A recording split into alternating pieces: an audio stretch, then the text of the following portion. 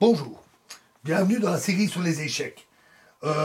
Toujours sur les parties, mais cette fois-ci nous passons maintenant à la défense et la contre-attaque. Donc pour illustrer toute cette partie que nous avons vue sur la tactique, ici une partie de Kmoch contre Réti à Semmering en 1926.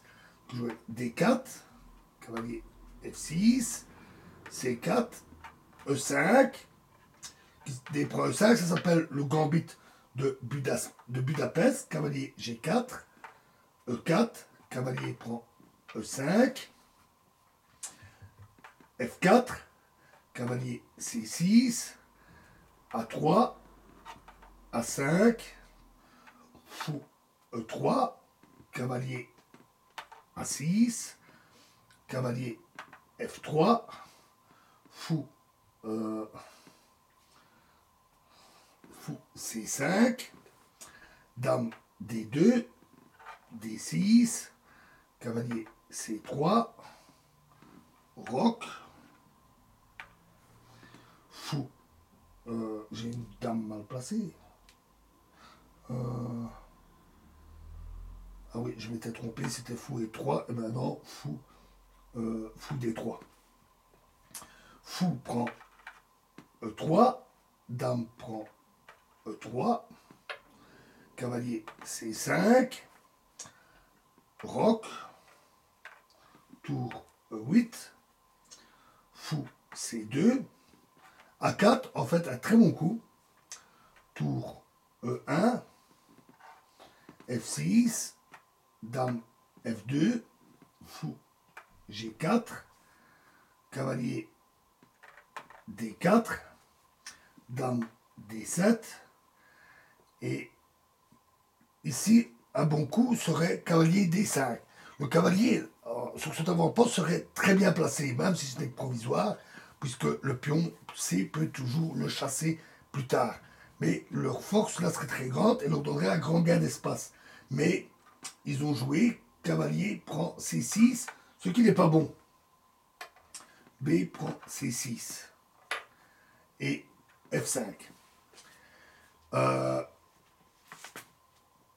Avec ce coup, cavalier prend C6, qui ouvre la colonne B au blanc, au noir, qui ouvre la colonne B au noir, les blancs se sont barrés l'accès à la case D5. Maintenant, ils ne peuvent plus y accéder. Leur seul espoir reste à attaquer à l'aile roi. Ils menacent donc maintenant dame H4 avec le gain d'une pièce. Donc fou H5, dame H4, fou F7. Tour F3, tour E5. Un très bon coup. C'est un coup de défense, mais actif. Très important. Si il prenait immédiatement fou prend C4, alors E5 serait très fort, suivi de E6. Donc, tour E5 qui bloque ce pion. Tour E3, fou prend C4, tour H3 et roi F8. C'est à nouveau un très beau coup. Dans un pareil cas, il est très important de trouver la bonne case de fuite pour le roi. Si roi en H8,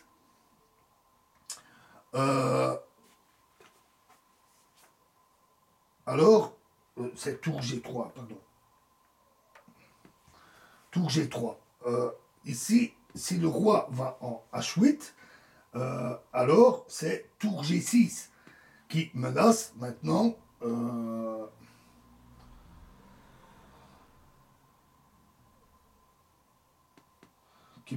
ensuite dame prend H6, suivi ensuite de l'attaque de mat avec le tour. Fou. Et si donc après roi H8, donc tour G6, donc fou G8. À ce moment-là, tour retour de la tour en G3, tour E7 et cavalier E2, suivi de cavalier F4 et l'attaque sur le roc des Blancs devient extrêmement dangereux. Tandis que roi F8 est un très bon coup. Ici, ils ont joué alors justement tour G6. Mais dame F4 aurait été beaucoup plus fort.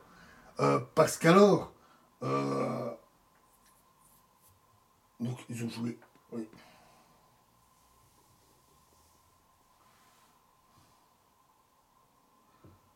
Oui, j'avais oublié des coups, moi.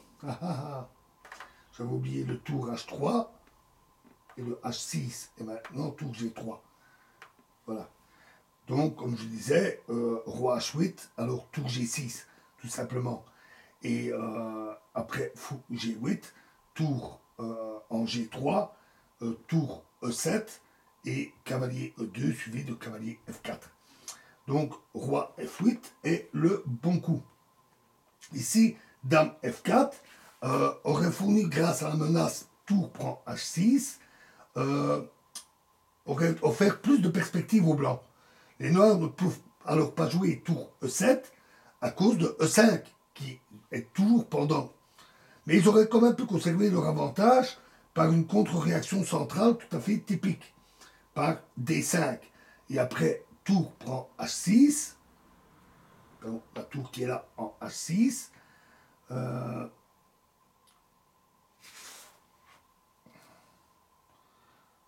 oh, pardon, la tour prend H6, à ce moment-là, D prend E4, tour H8 échec, et là, fou G8, et cavalier prend E4, maintenant échoue, cavalier prend et cavalier prend E4 échoue, sur cavalier prend E4, fou prend E4, et dame D4 échec. Puis tour E3, et tour à E8.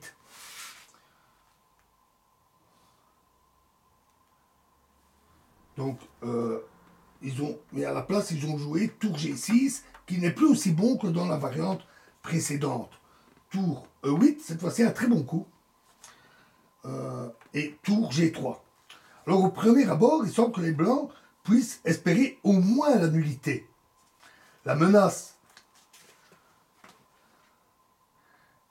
ici, c'est tour prend G7, dame prend G7, tour prend G7,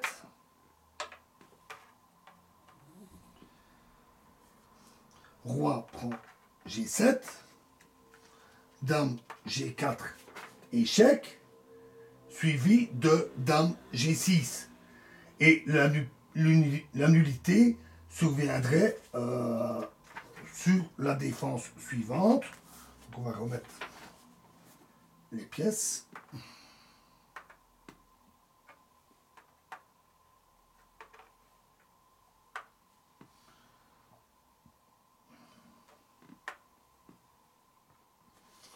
Donc sur tour E7, alors tour prend F6 échec, à très bon coup, G prend F6, dame prend F6 échec, tour F7, dame prend H6 échec, roi E7 et dame H4 échec.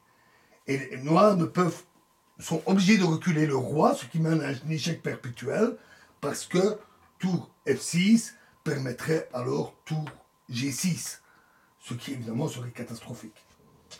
Mais, donc revenons à la position.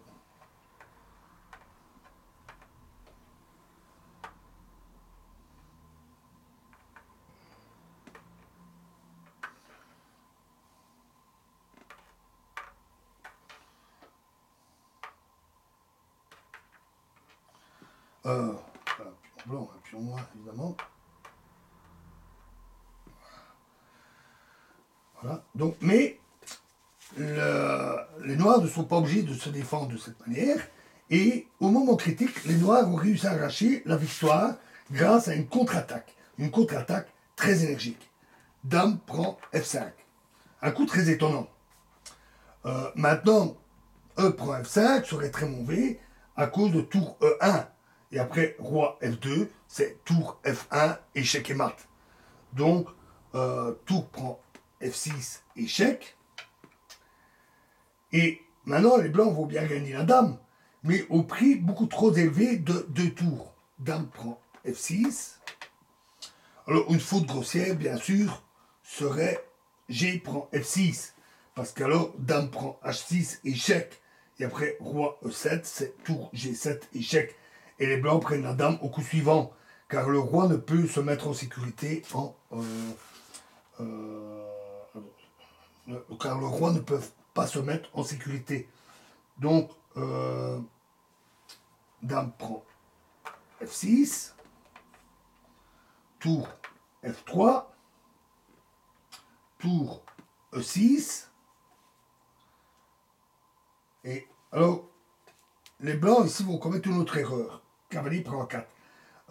Évidemment, tour prend F6. Tour prend F6 ne laissait plus aucune chance aux blancs de sauver la partie. Ils auraient perdu trop de matériel. Donc cavalier prend A4, mais ceci est encore une faute. C'est aussi une faute. Parce qu'alors, cavalier prend A4, simplement coûte une pièce. Fou prend A4. Tour prend E4. Tour prend F6, échec. Et tour prend F6. Et la menace de mat en F1 empêche de simplement prendre la tour, de simplement écarter. Donc ils ont joué G4. Mais alors, fou E2. Et là, les blancs ont laissé tomber. Voilà. Et prochaine partie dans la prochaine vidéo. Je vous remercie.